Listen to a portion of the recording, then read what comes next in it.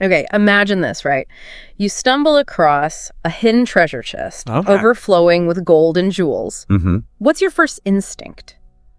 Do you, like, immediately book a one-way ticket to Fiji, invest it all in a llama farm, Right. or maybe hide it under your mattress? Yeah. Our gut reactions to this kind of windfall, however unlikely, say a lot about our money blueprint. I like that, a money blueprint. And that's exactly what we're diving into today. Uncovering those deep-seated beliefs about money that often form way back in childhood and influence our financial lives in ways we don't even realize. It's true. So we're pulling insights from, get this, a really thought-provoking text originally written in Chinese called Your Money Blueprint Determines Your Wealth. Okay, catchy. I like it. And it's fascinating stuff. And you know, it got me thinking, like, it's not just about, you know, understanding compound interest or diversifying your portfolio. Right. It's about uncovering these, like, almost invisible scripts that are running in the background of our minds, shaping our entire relationship with money. Absolutely, yeah. I mean, the text, it really highlights how our early experiences with money, you know, even if we weren't directly involved, they still can create this almost like a framework for our beliefs later in life. Think about it. Imagine like a child witnessing, say, their parents constantly arguing about bills. Right?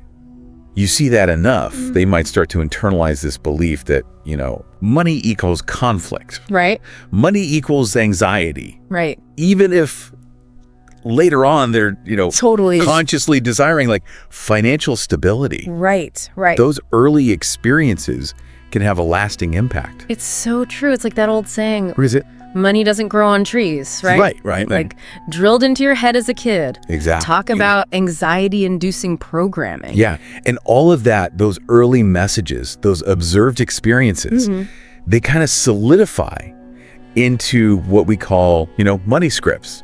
Almost like blueprints, if you will, that dictate how we then interact with wealth, with abundance, even with scarcity. So let's break down those blueprints a little bit further, because I'm really intrigued by, you know, the scarcity blueprint versus the abundance blueprint. Like, what are some, I don't know, hallmarks of each one? Yeah. So let's start with scarcity, right?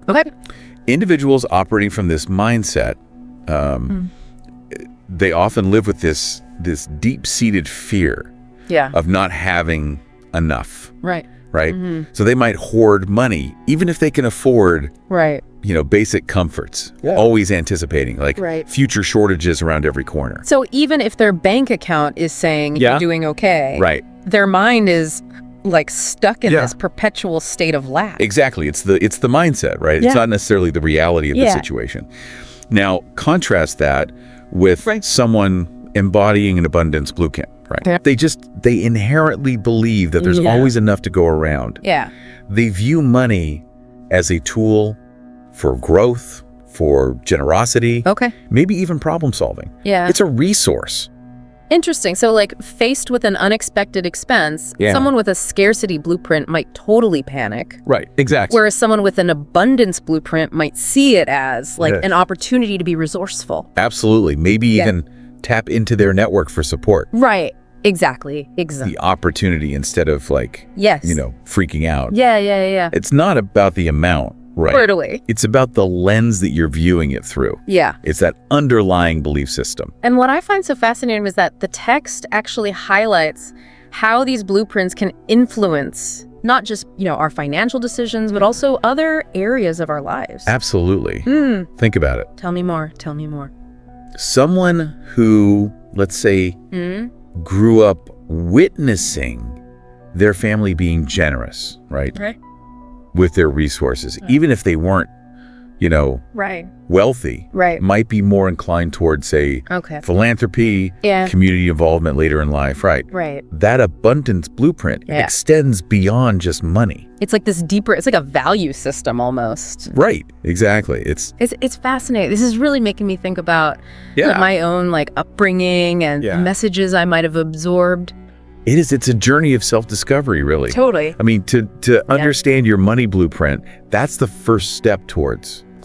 Potentially reshaping your financial future. Yeah, and I think that's a really great point to kind of leave our listeners with, which is like, if we could become aware of these like deeply ingrained beliefs, right? Could we potentially rewrite them? Could we rewrite our financial scripts? It's an invitation, right? To explore, to challenge those, those limiting beliefs that might be holding us back. Yeah. And to step into, a more empowered relationship with money. Love it. Love it. Who knows? Yeah. Right. Maybe even create a ripple effect of abundance that goes way beyond just ourselves. I love that. Food for thought. Food for thought.